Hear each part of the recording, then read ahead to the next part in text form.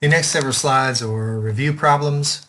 I think they're just good practice for you. I'll tell you what the answers are. So here I've got, where's this initial investment, 10%. I encourage you to work through these on your own. The answer to this one is negative 2,557. So be sure you can get that one. There are two ways to do this one. You can put in the cash flow, use the cash flow button. You can also just use the NIPV payment future value. You've got 5 payments of 9,000.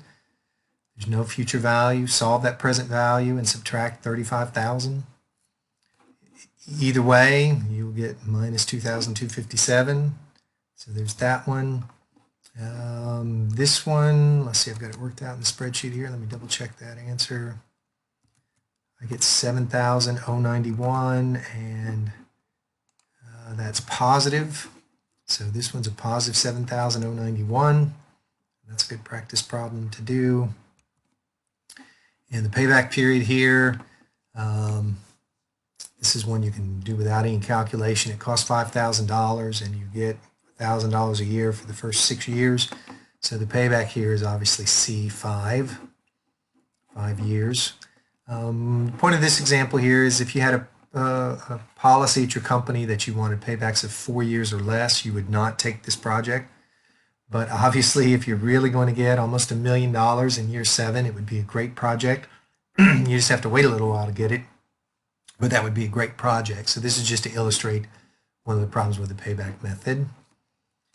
And then I have one more here. Let's see, I worked this one out also, and the answer to this one's 7,292, and it is positive, so I get a positive 7,292 here also. So those are good review problems. Be sure that you can do those. I think once you get the hang of these with the cash flow button and that thing, that they're not very difficult.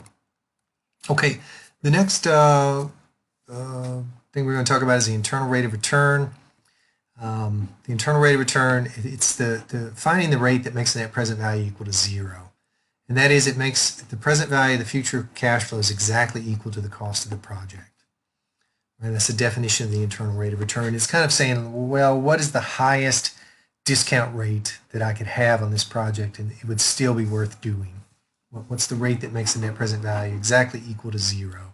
It's the highest rate I could want to earn and still make the project worth doing. Okay? Now, I've got the example here of how you would solve these, the math for doing it. If it costs $5,000 and it pays $3,000 a year for 3 years, what is the IRR? And I showed the math here to show there's really no easy way to do this. You need a computer or calculator to do this. And the way you do this on your calculator is you just put the cash flows in as usual. Cash flow 0 is minus 5,000. You're going to have cash flow 1 of 3,000. And then I guess you put in FO1 is 3 in that case.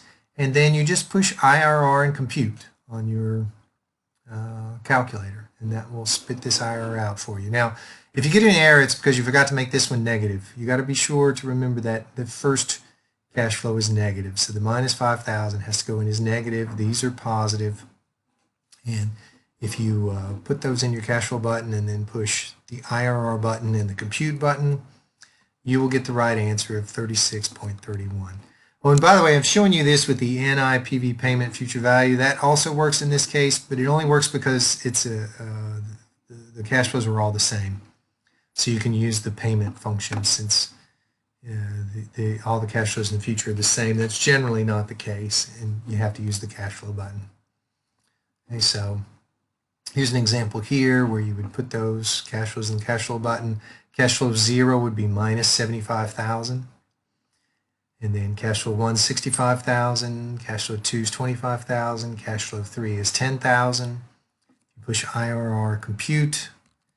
And let me just see what the answer is here. I'll put it on the spreadsheet. So I've got 0, 1, 2, and 3. And I've got minus 75,000, 65. Let's see what we had here. 65,000, 25,000, and 10,000. And if you put those in your cash flow button and compute, you get an IRR of 22.69%. All right, so I just put those in. These are my cash flows. IRR compute 22.69. Okay. All right, and the way we determine projects based on the IRR is if the IRR is greater than the required return, then yes, it's worth doing. If not, then no. A very simple idea there. If I need to make a return of 10% and the IRR is 15, then it's a good project. If I need to make a return of 10% and the IRR, the internal rate of return, is 5%, then no, it's not a good project. Now, there's one caveat to this, is that sometimes when you're not trying to make just a yes or no decision on a project, when you're trying to decide between two different projects, so project A and project B, you can't just assume the one with a higher IRR is the better project. That's not always true. There's some technical reasons why that's not true. And that's just one caveat to this. So the IRR works great just to say yes or no on a project. But when you're trying to pick between projects, it's not a good rule. So what you want to do is compare net present values instead. And a good thing to learn from this whole topic here is that you can't go wrong looking at net present values. We have these other things. People tend to like to turn, by people, I mean managers at corporations, they tend to like to think about things in terms of rates of return. So they like talking about IRRs.